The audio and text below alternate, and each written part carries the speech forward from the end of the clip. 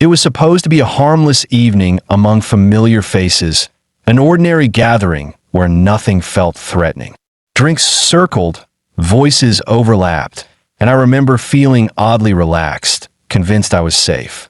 My wife moved through the room with unusual confidence, laughing louder, touching shoulders, holding attention. I noticed a glass of water in her hand but thought nothing of it, because trust dulls instinct. When she stopped directly in front of me, the noise faded. Time slowed, my chest tightened, and I sensed anticipation in the room before I understood why something irreversible was about to happen there then. She did not shout or accuse me, which made the moment colder. She smiled, lifted her arm, and poured the water slowly over my head, deliberate and calm. It soaked my hair, my collar, my shirt, while silence held its breath. Then laughter erupted, sharp and unified. Her lover laughed first, openly, proudly, and others followed without hesitation. No one intervened. No one questioned her. In their eyes, I was no longer a man, but a performance, reduced to a punchline designed for collective amusement that erased years of dignity instantly, publicly, and without mercy. What struck me deepest was her expression, not anger, not pain, but certainty. She looked satisfied, composed, as if this humiliation had been approved long before it happened. I stood there drenched, hands still, mouth closed, heart racing. My body wanted to disappear, yet my mind froze. Something sacred cracked inside me without sound. I realized respect had quietly left our marriage earlier, and this was only its announcement. In that room, intimacy died. What was once private became spectacle, and I understood I had crossed an invisible line forever that rewrote my identity without warning or consent that night. The laughter continued while I remained motionless, aware that every reaction was being judged. Rage would entertain them. Tears would complete the scene. I chose silence, not from weakness, but instinct. My wife turned away, satisfied, already moving on. Friends I once trusted smiled at my discomfort, enjoying their proximity to power. I saw then how humiliation thrives in groups when empathy is absent. This was not a mistake or impulse. It was a demonstration, a message delivered publicly, confirming where I stood in their hierarchy and how disposable I had quietly become over time to them all present there. As water pooled at my feet, memories surfaced with cruel clarity. Jokes I excused, dismissals I minimized, moments I swallowed to keep peace. This was not sudden betrayal, but the result of years of tolerance. Love without boundaries had trained them how far they could go. I felt grief, not for the marriage, but for the man I had slowly abandoned. Standing there exposed, I finally saw myself as they did, not as a partner, but as someone convenient to diminish without consequence or fear because I allowed silence to replace self-respect repeatedly over those long years alone inside. I left without speaking, carrying soaked clothes and a broken sense of self. No one stopped me because the performance was finished. Outside, the night felt colder, heavier, unforgiving. Each step away from that room felt like stepping out an old life. I was not angry yet, only hollow and alert. One question echoed relentlessly as I walked alone through the dark. If the person who vowed loyalty could turn me in entertainment, what else had I misunderstood about my life that night when dignity drowned silently in laughter and I finally saw truth clearly without escape possible anymore? After the laughter faded, I stepped away without saying anything, choosing silence over reaction. My clothes clung to my skin heavy and cold as I passed people who suddenly avoided my eyes. No one followed, no one apologized, and that absence spoke louder than insults. Outside the night, air cut through me, sharpening every thought. Each step felt deliberate, as if I were learning how to walk again. I did not feel anger, yet only disbelief settling slowly. The scene replayed itself against my will, while the sound of laughter echoed in my ears, refusing to fade. I realized the humiliation was finished for them, but it had just begun for me alone in that moment of lonely, awakening clarity. The walk home felt endless, though the distance was familiar and unchanged. Water dripped from my sleeves, marking the pavement like evidence I could not erase. Cars passed indifferent, and the city continued breathing without noticing me. My ears rang not from noise, but from restraint, because I had swallowed every response. I wondered when I had learned to endure instead of protect myself. With each block, memories surfaced, small moments of disrespect I had excused in the name of peace. That night forced them into alignment. I understood that public cruelty grows only where private boundaries have quietly collapsed over years of silence, habit, fear, comfort, and misplaced loyalty that slowly erased my sense of worth and presence entirely. At home, I stood still in the doorway, listening to the echo of nothing. The familiar walls felt distant, like they belonged to another life. I went to the bathroom and faced the mirror under harsh light. Water still traced my face, but what unsettled me was the emptiness behind my eyes. I searched for anger and found none. Shame arrived first, followed by confusion. I asked myself how a marriage meant to shelter me became a stage for my erasure. The reflection did not answer, but it refused to comfort me, as it once had, forcing me to confront the cost of endurance mistaken for love and patience abused, until dignity quietly vanished completely without protest or warning signs. The pain did not come from strangers or their careless laughter. It came from the precision of her choice. The woman who promised loyalty had orchestrated my humiliation without hesitation. That truth settled heavily as I changed clothes and sat alone in the dark. I realized betrayal hurts deeper when it is intentional and witnessed. Silence filled the room, not peaceful, but accusatory. I replayed her expression, calm, certain, satisfied. In that silence, numbness finally cracked. Something inside me stirred, slowly, not rage, but awareness. I understood that I could no longer hide from what I had allowed to happen within my life, my marriage, and myself, after years of compromise disguised as strength, maturity, and patience that consumed me. I lay awake long, after drying off, listening to my own breathing. The night stretched quietly, giving me space I had avoided for years. For the first time, I did not rush to repair anything. I did not plan explanations or apologies. I simply acknowledged the truth forming clearly.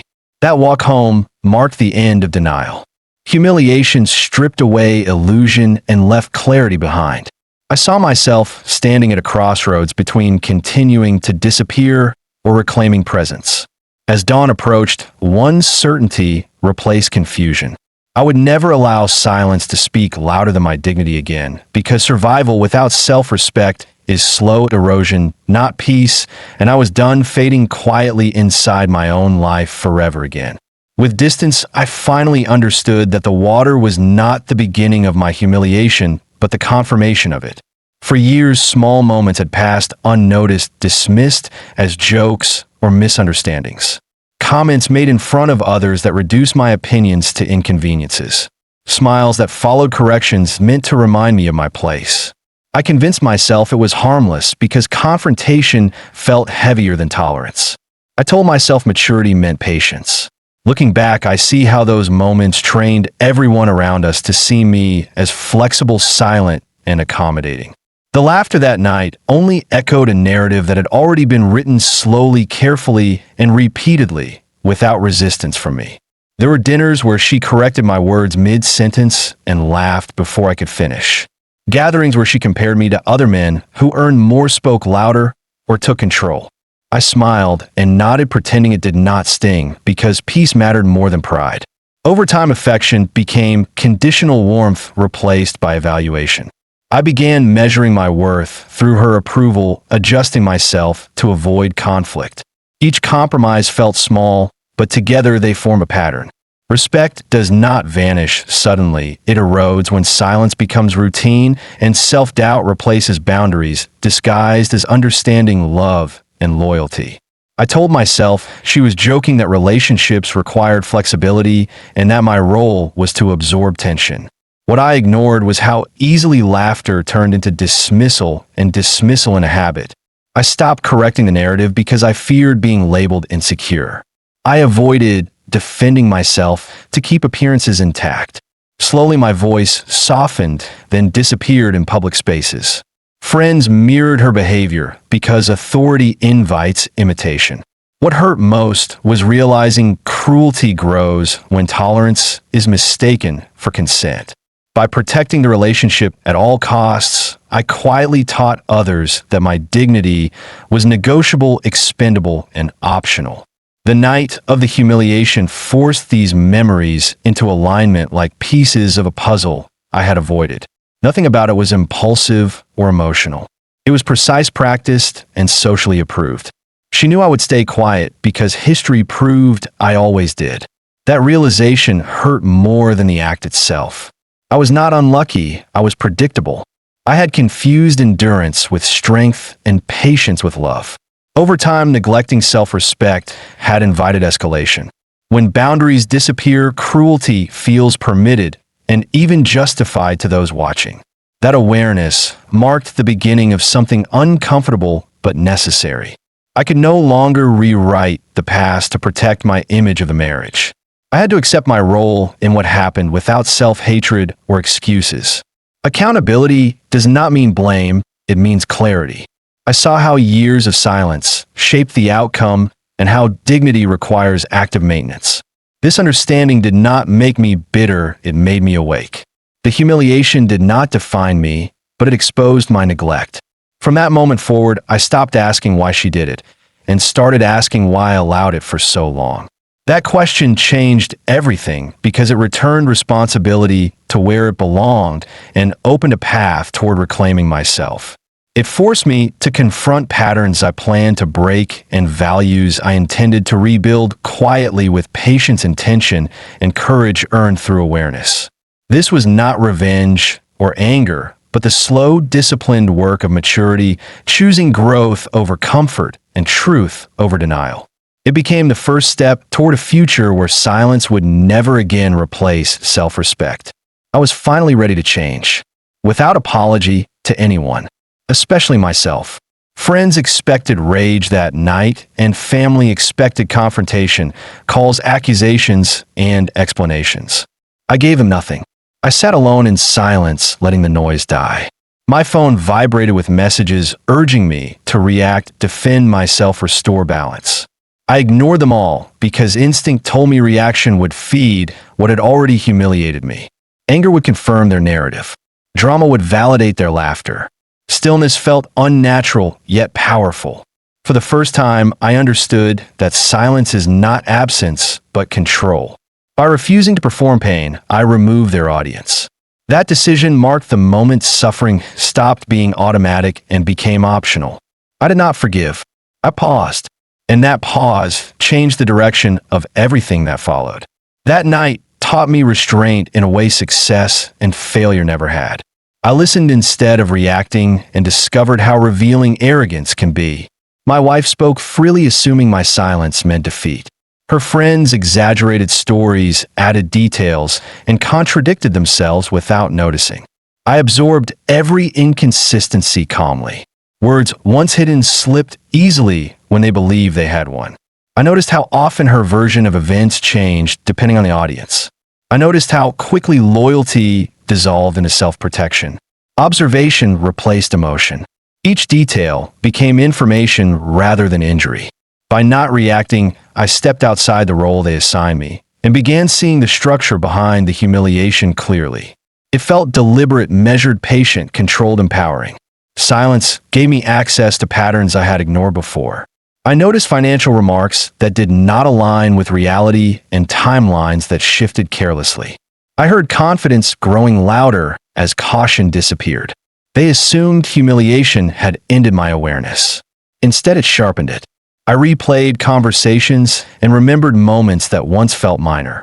Connections formed quietly. Arrogance always reveals itself through excess and certainty. The more they spoke, the more they exposed. I did not interrupt or challenge.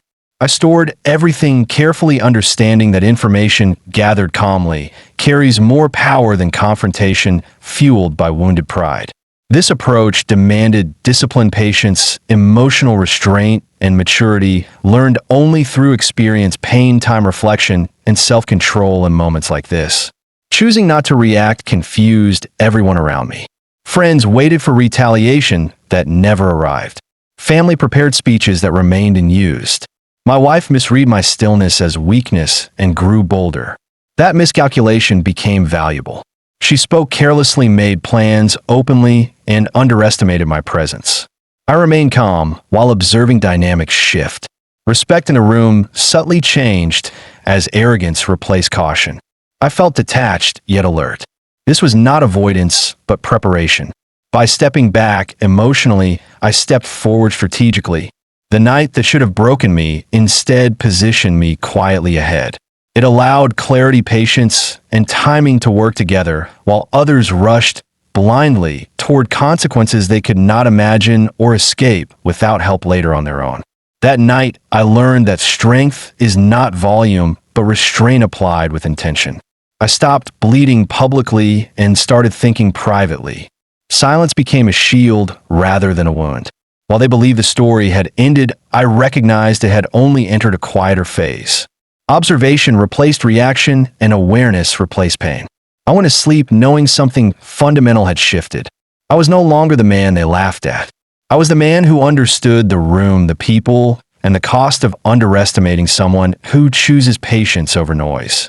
This realization prepared me for what would come next, because silence had transformed me from target into observer. An observer survives storms others create without noticing consequences first. While they believed I was broken, I became invisible by choice. Days passed quietly, and no one checked on me beyond curiosity. That distance gave me room to think clearly for the first time in years. I returned to routines. I once ignored paperwork, emails, record conversations. What started as distraction became focus. I noticed numbers that did not align and statements that sounded rehearsed. There was no anger driving me, only clarity. I realized humiliation had lowered their guard. They assumed I lacked awareness. That assumption became their first mistake and my first advantage. The discovery did not arrive dramatically. It surfaced slowly through patterns that refused to match. Accounts that should have been closed were active. Payments described as settled were postponed. Names attached to documents shifted without explanation. I cross-checked timelines and realized how often confidence replaces accuracy. The more I looked, the more structure appeared. This was not chaos, but carelessness. They relied on my past silence and assumed I would never examine details. I did not rush. I verified, quietly understanding that truth gathered patiently carries weight that reaction never could. What surprised me most was how simple the discovery was. Nothing hidden behind complexity or brilliance. Just neglected assumptions. I understood then that power often shifts not through force but through attention. I learned where responsibilities truly rested and how narratives were built to protect appearances. I saw how my wife spoke confidently about matters she did not fully control. That awareness changed how I listened to her. Each word became data rather than emotion. I stopped hearing intention and started hearing exposure forming itself naturally. There was no desire for revenge at that stage, only confirmation. I needed to know whether what happened was cruelty alone or something more calculated. The discovery answered that question without drama. I realized I had been positioned as irrelevant because it benefited others. That realization hurt briefly, then strengthened me. Clarity replaced confusion. I no longer questioned my perception. I trusted what I saw and documented carefully. Knowledge grounded me. It restored balance internally before it ever shifted externally. As days passed, I noticed confidence around them growing louder. They spoke openly, assuming victory was complete. That arrogance simplified everything. I learned how reputations depend on silence, and how easily certainty blinds those who feel secure. My role changed quietly from observer to holder of information. No threats were made. No hints dropped. I continued appearing passive while preparing privately. The contrast between their certainty and my awareness felt surreal. I was no longer reacting to humiliation. I was understanding the terrain it came from. This discovery did not make me powerful yet. It made me steady. That steadiness marked the shift. I stopped being defined by what they did to me and started defining my position through what I knew. The balance did not swing dramatically. It tilted subtly, and in that quiet tilt, I felt something return to me that I had lost long before the water was poured. Control not over them, but over myself. That was the moment everything truly began to change. I understood that patience would determine the outcome more than exposure. Timing mattered. I focused on learning rather than winning. Every fact reinforced discipline and reduced fear. I slept better knowing I was no longer guessing. The discovery gave direction, not action yet. It allowed me to breathe again with purpose. Power did not announce itself. It settled quietly inside me, preparing for the moment it would need to move. Nothing rushed. Everything aligned slowly with precision, and intent confidence changed the room before anyone noticed it. After the humiliation, they walked taller, spoke louder, and behaved as if the story had ended. My wife moved with ease, assuming control was permanent. Her lover stopped hiding his presence and enjoyed attention openly. Friends who once measured their words now spoke, freely convinced there were no consequences left. I watched all of it quietly.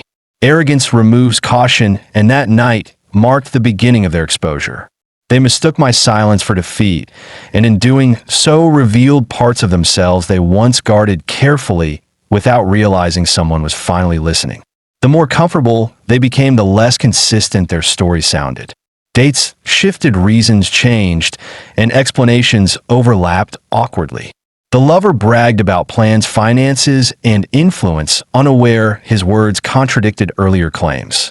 Friends filled gaps with assumptions that exposed gaps even further. I noticed how often they corrected each other, then laughed it off. Carelessness disguised itself as confidence. I did not challenge or question anything. I simply listened, stored, and remembered. Each contradiction added weight to a picture forming quietly. Their arrogance built momentum, while my understanding deepened steadily without effort. Over time, patterns revealed themselves clearly eventually. What struck me most was how they underestimated awareness. They assumed humiliation had erased my confidence and reduced my attention. Instead, it sharpened it. I noticed who spoke first and who followed. I noticed who avoided specifics and who exaggerated. Conversations, once hidden, happened openly around me. I became background noise to them. That invisibility proved useful. Information flows freely when people believe the listener is irrelevant. I stopped feeling wounded and started feeling present. Observation replaced emotion. In that shift, I reclaimed agency quietly without alerting anyone around me. This awareness grounded me in unexpected strength, and clarity grew. Their arrogance grew daily, fed by the belief that victory was complete. The lover spoke carelessly about connections that did not exist. Friends exaggerated influence to impress each other. My wife repeated stories that shifted subtly each time. None of them noticed the fractures forming. I began documenting, quietly comparing statements and timelines. I did not seek confrontation because exposure requires patience. Every detail mattered. Patterns confirmed themselves slowly. Humiliation had convinced them I lacked insight. That misjudgment became my shield. I learned that arrogance accelerates collapse when no one thinks consequences remain. This truth guided every step forward calmly. I felt no urge to reveal what I knew. Silence continued to serve me well. Each interaction added confirmation that my restraint was working. They spoke freely, believing control was permanent. I listened without reaction, allowing their certainty to expand. The humiliation had rewritten my role in their minds. They no longer filtered themselves around me. That shift was critical. I was no longer the target, but the witness. Information gathered without resistance carries credibility. I understood that power grows quietly before it moves. This stage required discipline, not impulse, and I committed fully to this path with patience alone. By the end of that phase, I no longer felt underestimated but prepared. Masks had slipped without force or confrontation. Arrogance had done the work for me. I saw clearly how humiliation blinded them to my presence. They believed I was finished when I was simply observant. That realization steadied me. The balance was no longer fixed. It was shifting quietly beneath them. I remained calm, knowing the foundation was weakening. The exposure had begun naturally. I did not rush the outcome. I trusted patience because time favors those who watch carefully and wait for consequences to arrive in time. Change never announces itself loudly. It enters quietly and rearranges the room before anyone understands what shifted. The first consequence appeared as a question rather than an accusation. A routine contract was suddenly delayed pending review. Nothing dramatic, just a pause that felt unfamiliar. My wife dismissed it at first, confident it was temporary. I listened without reacting. I knew pauses create doubt. When certainty meets delay, anxiety begins. What unsettled them most was not loss, but uncertainty. They sensed movement without direction. Conversations stopped when I entered rooms, then resumed awkwardly. My wife watched me closely, searching for signs of reaction. I gave none. That absence unsettled her. The lover grew cautious, reducing appearances and correcting himself mid-sentence. Fear rarely announces itself loudly. It alters behavior first. I noticed sleep patterns change, routines shift, confidence fracture. Consequences had arrived without spectacle, and that made them impossible to confront directly or dismiss easily, because nothing visible explained the pressure building around them daily, now slowly tightening control away. I felt no triumph watching anxiety grow, only confirmation. The process unfolded exactly as restraint predicted. No confrontation, no exposure, yet consequences multiplied. They checked phones more often, reviewed documents late, and whispered privately. The room felt heavier. Their certainty cracked under its own weight. I stayed patient, understanding pressure reveals truth faster than force. This stage was essential. It proved that silence combined with awareness creates impact. The balance was shifting not through attack, but through inevitability and timing alone, slowly pulling certainty apart without warning or spectacle, until unease replaced confidence completely inside their controlled world at last. They never anticipated consequences arriving this way. No collapse, no accusation, no public exposure. Just unease. That unease followed them into conversations, meetings, and quiet moments alone. They sensed something was wrong, but could not name it. I watched from a distance, composed, aware, and prepared. This was only the beginning. Anxiety had entered their world, and once inside, it does not leave easily. I understood then that power rarely announces itself. It rearranges outcomes quietly long before anyone recognizes its presence, shaping reactions, decisions, fears, and mistakes without resistance until results appear unavoidable, irreversible, undeniable at last for them. Help arrived suddenly, but not for me. The call came late at night, sharp and frantic. Voices that once laughed now trembled, asking where I was and if I could come quickly. Something had gone wrong badly. Stress had finally found a body to inhabit. When I arrived, lights flashed red and blue, cutting through the dark street. An ambulance stood, open doors wide, strangers moving with urgency. The confidence I had watched for weeks was gone, replaced by panic, confusion, and fear written clearly across familiar faces. The scene unfolded quickly and without ceremony. One moment they were in control, the next they were powerless. Someone sat on the curb, breathing too fast, hands shaking, eyes wide. Another argued with medics, unable to accept reality. I stood nearby, unnoticed, watching roles reverse. No one looked at me with superiority anymore. Their laughter had vanished, replaced by pleading looks, searching for solutions. In that moment, I understood how fragile arrogance is when fear enters. It collapses instantly, leaving nothing solid behind.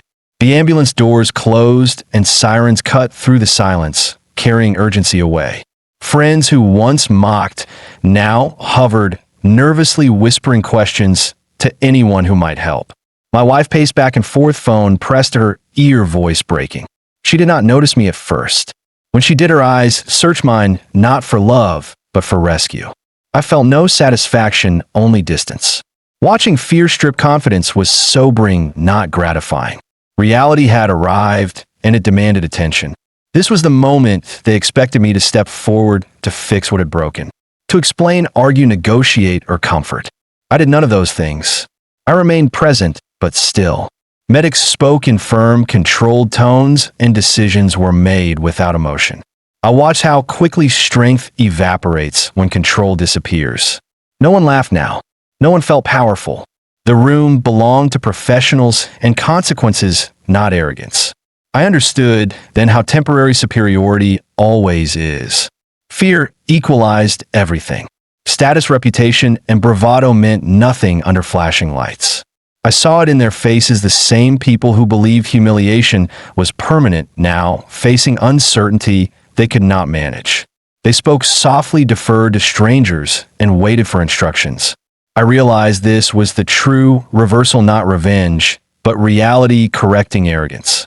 I did not intervene because observation had taught me restraint. This was not my crisis to resolve. It was theirs to face. Later, when the night settled and the ambulance was gone, silence returned heavier than before.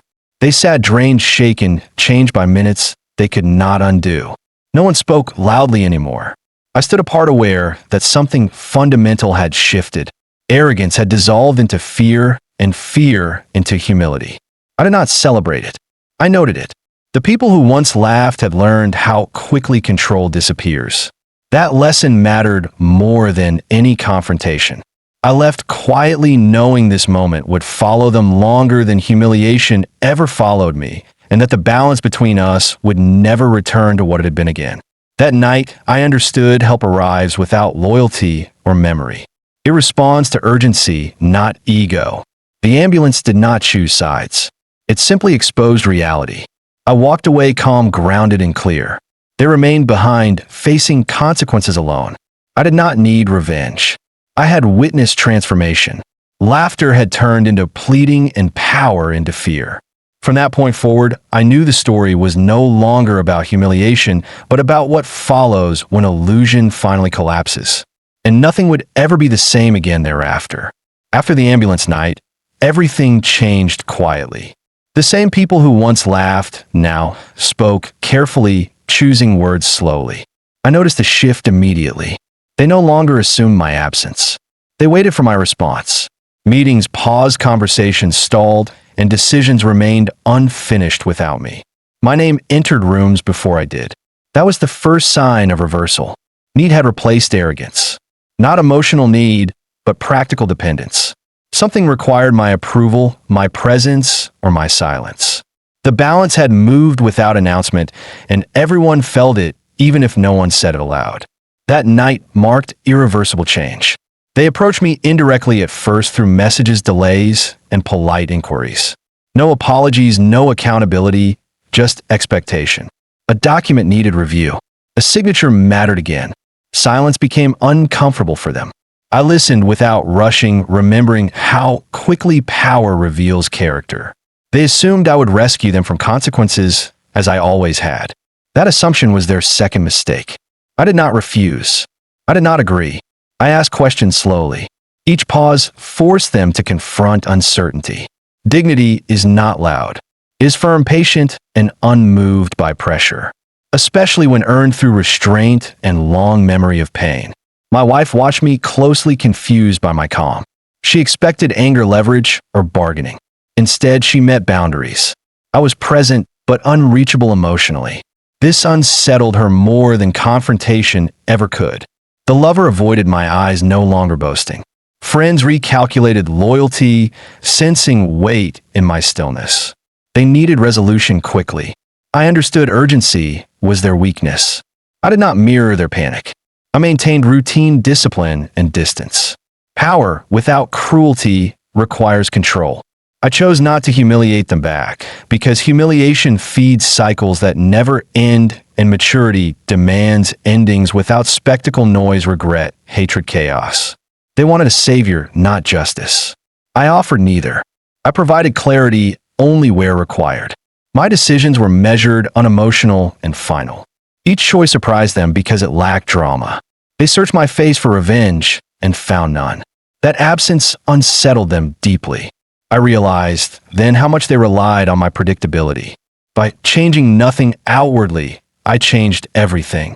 Restraint confused them more than anger. I protected my dignity by letting consequences unfold naturally without interference or mercy, disguised as kindness and without resentment, bitterness, gloating threats, ultimatums, explanations, apologies, lectures, reminders, accusations, pressure, fear, noise, chaos, theatrics. The reversal was complete when they finally understood I would not fix what they broke. Their expectation collapsed quietly. Respect returned not through fear, but through distance. I did not raise my voice or assert dominance. I simply stood firm. For the first time, they experienced me as immovable. That experience changed how they spoke and behaved. I saw relief mixed with regret. They faced outcomes without my shield. That was not punishment. It was adulthood enforced by reality rather than emotion, with consequences, responsibility, accountability, patience, timing, clarity, truth, limits, boundaries, restraint, dignity, growth, perspective, balance, acceptance, maturity, closure. That moment defined the kind of man I chose to become. Power did not need cruelty to exist. It required self-control, awareness, and timing. I learned that refusing to save someone is sometimes the most honest response. They expected rescue. I gave them reality. That difference changed everything. For a mature man, dignity is knowing when to step back. I walked away steady, certain, and intact. The role reversal was complete not because I won, but because I no longer needed to prove dominance, seek validation, react, explain, justify, beg, chase, approval, repeat, pain, relive, humiliation, fear, weakness, dependence. I asked her to meet me somewhere, quiet, away from witnesses' expectations and performance. It was not a trap or a test. She arrived tense, prepared for conflict, rehearsing arguments I never intended to hear. I stayed calm because clarity requires stillness. There was no anger left in me, only certainty. I did not raise my voice or accuse her. I simply explained why this conversation mattered and why it would be the last. She listened differently, sensing finality before understanding it. Silence settled between us, heavy, honest, and irreversible, marking the end of illusion and accountability, beginning now alone. I told her there would be no negotiation about dignity or boundaries anymore. I acknowledged my silence in the past without excusing her actions. Responsibility was shared, but consequences were not. I explained calmly how trust had dissolved long before the night of humiliation. Her expressions shifted from confidence to disbelief. I did not comfort her confusion. I allowed truth to stand without softening its impact. This was not punishment, but clarity delivered without emotion. I spoke slowly so nothing could be misinterpreted or denied later. Every sentence, closed door, she assumed, would always remain open for her benefit alone. She tried to interrupt once, then stopped when she saw my resolve. There were no tears for me because grief had already passed. I explained consequences in practical terms without threats or demands. Certain privileges ended, access closed, and expectations reset permanently. She realized outcomes were no longer buffered by my patience. The protection she relied on had quietly expired. I did not frame this as revenge or victory. I framed it as reality she now faced alone. Her silence grew heavy as comprehension replaced resistance. Time slowed while she absorbed the cost of underestimating quiet endurance and patience finally. I reminded her that love without respect collapses into control. I had mistaken tolerance for loyalty and paid the price. That error would not repeat. I spoke of the future, briefly focusing on separation, not punishment. She searched my face for mercy and found acceptance instead. Acceptance frightened her more than anger ever could. I explained that consequences are not cruelty when they restore balance. My role as shield had ended. Her realization arrived quietly, dismantling years of assumption. She finally understood what she lost was not marriage, but protection from reality I once softened for her without complaint daily. The conversation ended without drama or reconciliation. We stood and left separately, carrying different weights. I felt relief, not triumph. Closure does not shout, it settles. She walked away understanding that access to me was gone. I returned home, grounded, aware, and resolved. That night marked the true ending. Not of love, but of illusion. I slept knowing accountability had finally replaced endurance. This peace felt earned, not given. It prepared me for life ahead, where dignity would never be negotiated again and silence would serve strength rather than fear or habit as I moved forward whole and unchanged within. It was the first time she saw me without obligation. I owe no explanations, apologies, or rescues anymore. The man who once absorbed consequences for others was gone. In his place stood someone steady, clear, and complete. I did not look back as I left. Some endings do not require anger to be final. They require truth spoken once and respected thereafter. That conversation ended everything because nothing remained unresolved. I stepped into the next chapter without bitterness or regret. Only resolve carried me forward, stronger, quieter, and finally accountable only to myself, with dignity intact and direction clear forever. After the silence settled, my life did not explode into triumph, it narrowed into clarity. I returned to routines, slowly rebuilding structure where chaos once lived. Mornings became quieter, evenings steadier, and decisions intentional. I no longer explained myself or defended past choices. I accepted what happened without carrying it forward. The humiliation stopped defining me because I stopped rehearsing it. Peace arrived gradually through discipline, not distraction. I learned that healing is not dramatic, but consistent. Each ordinary day restored a piece of myself that had been surrendered for comfort, approval, and fear disguised as love over many years.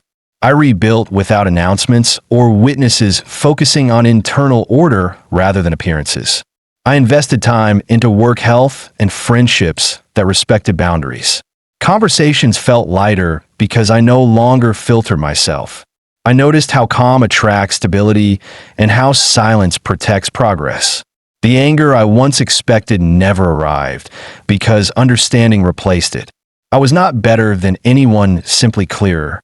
Responsibility became personal, not shared. I stopped waiting for recognition and started measuring success by peace. This rebuilding was quiet but powerful, grounded in consistency, patience, and respect earned daily through deliberate, conscious daily choices alone fully. What changed most was how I saw myself in the mirror. I no longer searched for validation in reflection or approval in others. I stood straighter, spoke slower, and listened with intention. Humiliation lost its power when I refused to carry it as identity. It became an event, not a definition. I understood that shame survives only when revisited daily. By refusing to relive it, I reclaimed authority over my narrative. Growth followed naturally when fear stopped leading decisions. The past became information, not a wound, guiding wiser choices forward with clarity, discipline, perspective, maturity, patience, strength, awareness, acceptance, balance. I did not seek revenge because revenge keeps you tied to the moment that broke you. Rebuilding required release, not retaliation. I let consequences exist without my involvement. That distance protected my future. I learned that dignity grows when you stop negotiating it. Respect followed once I enforced boundaries calmly. People adjusted accordingly or disappeared. Both outcomes were acceptable. My world simplified as I chose peace over proving points. Maturity taught me that winning is walking away whole. The silence that once trapped me became the space where I rebuilt myself fully with intention, patience, consistency, clarity, balance, strength, dignity. I reflected often on the lesson hidden inside humiliation. It only destroys you when you accept it as truth. When you reject it as identity, it becomes fuel. For a mature man, this distinction matters deeply. Life will test dignity repeatedly through people's circumstances and silence. The outcome depends on response, not injury. I stopped asking why it happened and focused on who I became after. That shift restored control. I learned self-respect is practiced daily, not granted by others. Once reclaimed, it changes every relationship permanently, without noise, drama, ego, fear, dependency, submission, weakness, avoidance, denial, hesitation, regret.